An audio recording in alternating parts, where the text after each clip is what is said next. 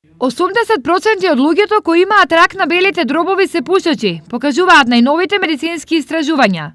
Причина за ова се штетните материи што се внесуваат со димот на цигарите. Има 60 канцерогени материи, кои што исто така и во димот се, освен никотинот и јаглеродот моноксид, и многу други канцерогени материи кои што во димот ги удишуваме. Индустриските цигари се исто содржат и други супстанци кои што исто во организмот предизвикуваат зависност. Но за последиците од пушењето никој не размислува се додека не дојдат проблемите. Колку време пушам?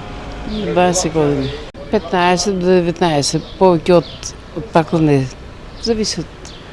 Дали планирате да ги оставите? Да имам проблем, ќе оставам, немам проблем. Ако нешто се јави, може така. Некои се заглавени до тој степен што дури негираат дека на димот на цигарата се дебело навлечени. Ако ми текне, нема да пушам. Пушењето е на, да речем, примитивна навика, ништо друго. Навика е. Некој вика зависност. Не би рекол дека е зависност. Тоа е навика, нешто да се држи у прстите.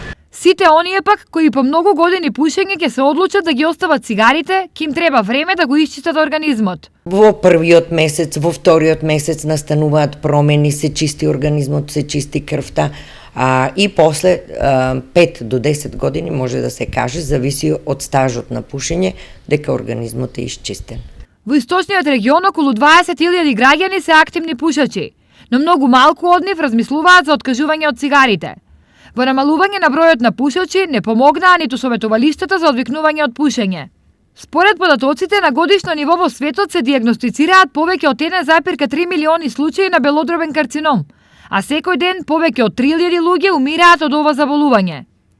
Ризикот од појава на карцином на белите дробови е поголем кај жените отколку кај мажите, и тоа за цели 26 пати.